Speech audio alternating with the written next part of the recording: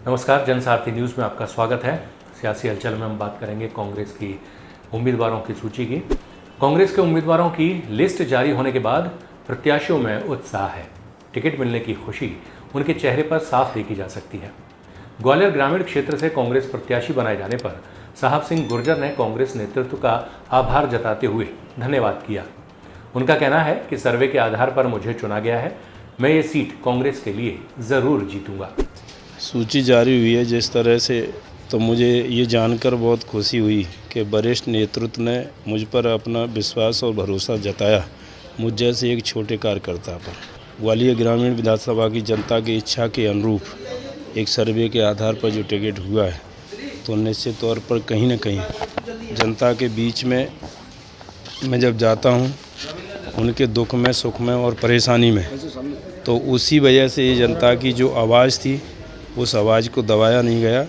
और कांग्रेस पार्टी हमेशा से जो काम करने वाला जो कार्यकर्ता होता है उसको तवज्जो देती है, उसके काम करने का उसको मौका देती है। अब ऐसा है कि कोई भी विधानसभा हो क्षेत्र, कोई भी दल हो, हर दल में, हर विधानसभा क्षेत्र में 10-10, 5-5 दावेदार होते हैं। टिकट एक ही को मिलता है और निश्चित तौर पर जो अन्य दावेदार होते हैं उनको उनकी नाराज़गी का सामना हर प्रत्याशी को करना पड़ता है। हम जनता के बीच में जाएंगे। जिस तरह से 10 साल होने को जा रही हैं, भारत सिंह कुशवाहा को विधायक रहे और मंत्री रहे, और 18 साल भारतीय जनता पार्टी की सरकार को होने जा रहे हैं। यदि क्षेत्र में विकास हुआ होता और जनता त्रस्त नहीं होती, परेशान नहीं होती, तो इसका विरोध का सामना भारत सिंह कुशवाहा को नहीं करना पड़ता। जगह जगह विरोध हो रहा है इस बात का। जब विकास यात्रा निकाली तो उसका विरोध हुआ, जन आशीर्वाद यात्रा निकाली तो उसका विरोध हुआ। आज पूरे विधानसभा क्षेत्र में, ग्वालियर ग्रामीण विधानसभा 14 में एक भय का वातावरण है और भ्रष्टाचार का वातावरण है, जातिवाद का वातावरण है और एक तानाशाही का जो माहौल बना रखा है, उससे जनता त्रस्त है।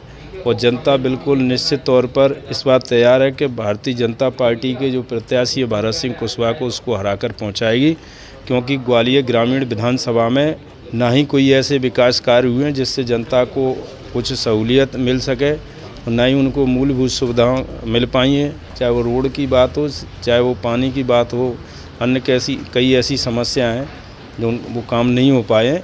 और हमें मौका मिलता है जनता के आशीर्वाद से। निश्चित तौर पर हमें मालूम है, जनता के बीच में हम जाते हैं, रूबरू होते हैं और क्षेत्र में घूमते हैं, तो क्या क्या परेशानी है, उन परेशानियों को दूर करने का काम हम करेंगे। 18-20 साल मुझे इस क्षेत्र में होने को जा रही है। कभी मैंने ये दूरी कभी नहीं देखी है कि ग्वालियर ग्रामीण विधानसभा का कौन सा गांव दूर है, कौन सा नज़दीक है, कौन सा व्यक्ति दूर है, कौन सा व्यक्ति नज़दीक है।